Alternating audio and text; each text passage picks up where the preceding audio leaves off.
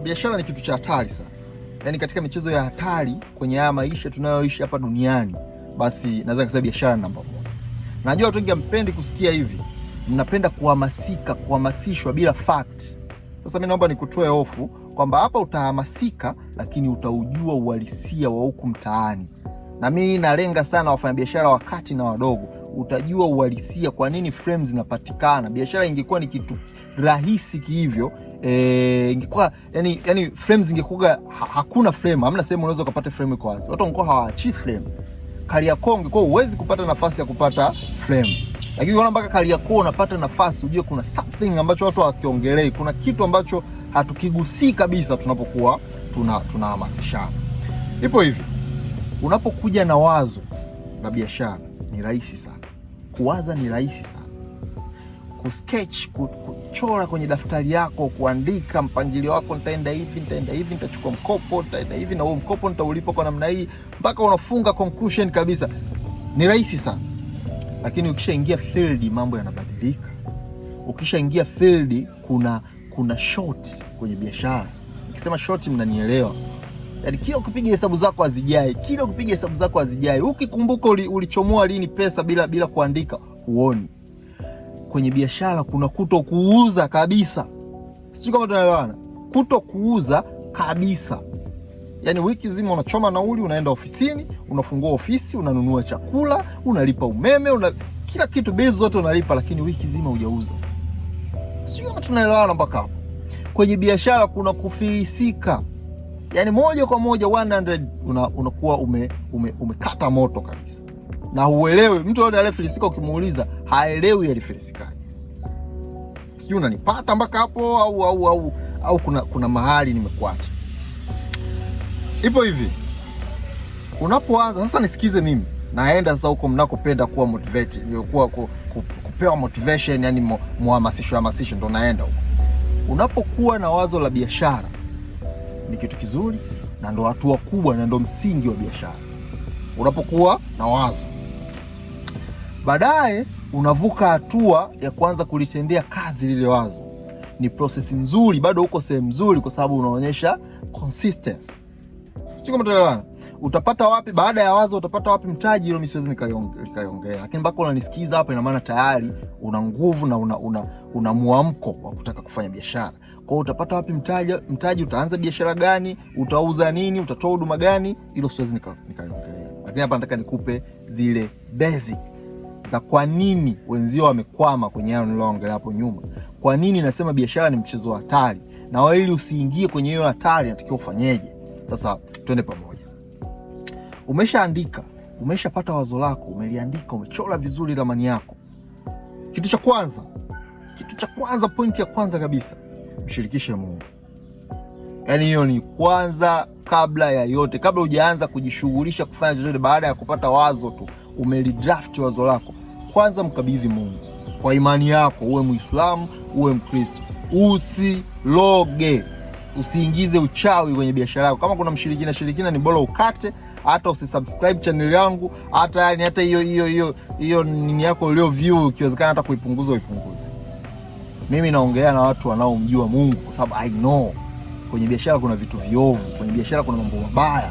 Na once ukisema ujiingize nawe kwenye ushirikina ili ukabiliane nayo, kumbuka ile vita, sijui niseme ni vita ya nini, vita ya paka na chui. Yaani ni vitu vile.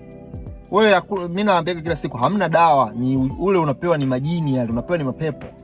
Kwa umeenda sema umwambie chukua dawa ya biashara, umepewa pepo la biashara.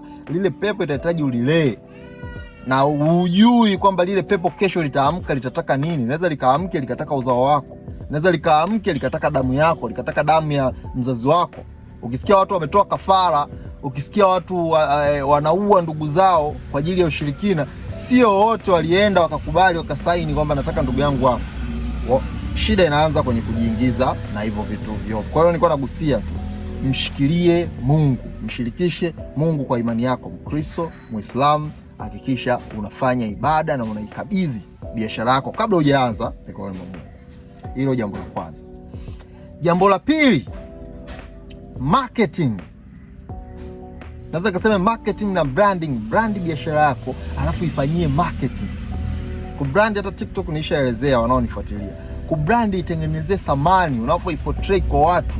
Ile kufanya decoration nzuri, kuipenda ofisi yako, umetengeneza ofisi nzuri, ile ndo brand. Unajibrand kwamba mtu akija ofisini kwako ukimwambia t-shirt nauza 50,000, sio tena anaanza kukagua maana ukuta una fungus, wewe mwenyewe umekaa umelegea, ofisi haieleweki, anaona kabisa kwamba hii 50,000 kama napigwa. Lakini una ofisi kitu cha 10,000 ukienda ukinunua 20,000 wewe mwenyewe nadhani mnaijua Mlimani City. Unajua vitu tunavyouziwa Mlimani City. Mara nyingi tunanunua kwa ajili ya ile brand, ile thamani, ile hadhi iliyotengenezwa pale. Kwa ukishamaliza branding, fanya marketing. Ongelea biashara yako, post biashara yako, fanya vyovyote utakapofanya watu wajue kuhusu biashara yako. Nilishafundisha trick moja na hii tuna challenge tunaendelea TikTok. Kila watu 5 utakao kuona unakutana nao au watu 10, hakikisha nusu yake umewaelezea kuhusu biashara yako. Promote. Kuna kasumba moja watu wanaogopa kujieleza kuhusu biashara zao. Yaani mtu anakuta anauza nguo za ndani, anahisi ataonekana ni mtu wa ovyo au itakuwa ni aibu kuonekana yeye anauza nguo za ndani. No, hiyo aibu ni kutokuwa na kazi. Aibu ni kutokuwa na kitu cha kufanya. Aibu ni kuwa ombaomba. Lakini kama una kitu cha kufanya kinakuingizia hata 5,000, jitangaze. Be proud. Mwenye makampuni makubwa yeye ni yeye, wewe ni wewe. Jitangaze, na kuna siku wewe unayemuogopa anaweza kaje kuwa mteja wako. Sio kama tunaelewana mpaka hapo. Wewe unayemuogopa au unaogopa ndo anaweza kaje kuwa watu kwanza kukusupport. Wewe tu unajishtukia. Kwa hiyo jitangaze, elezea biashara yako, kuwa kimbele kwenye biashara yako, kihelehele. Fase marketing. Sio kama tunaelewana. Ukishavuka kwenye marketing, umeshavuka kwenye branding, kivyovyote vile utapata leads, utaanza kupokea wateja, watu wataanza kucheck, watu wataanza kufika ofisini kwako, WhatsApp itaanza kujaa message, DMs zitaanza kujaa, si ndio? Sasa tusiishie hapo. Watu wengi tunakuja tuna stack hapo. Sorry kidogo, joto sana. Watu wengi tunakuja tuna stack hapo. Ukishaanza kupata zile unaanza kuona kama tena ndio ushaanza kuwa maarufu, ushaanza kuwa star. No. Ukishaanza kupata message za wateja, ukishaanza kupokea wateja wanahitaji hiki, wanahitaji pale ndio inatakiwa uanze kuwa mnyenyekevu zaidi. Kumbuka wateja wanaokutafuta wewe sio kwa sababu kuona wewe tu. Kuna mtu katuma message kwa watu 20 huko, wewe 21. Alafu unakuja unamletea nyodo, unamblue tick, message ya ujibu. Customer care, jaribu kuboresha customer care. Wale wateja wale wanataka kucheki hata kama hawatakuungisha wote. Pale tunajuaga kuna viazi, kuna watu timamu, lakini wewe jibu wote, viazi wajibu sawa, watu timamu wajibu sawa, kwa sababu hamna mtu anayekuja ana kitu kimebandikwa hapa kwamba huyu ni mteja kweli. Mwingine tu anakuja kukuchora, sawa, wewe mjibu vile vile, treat wateja wote sawa. Sio kama tunaelewana.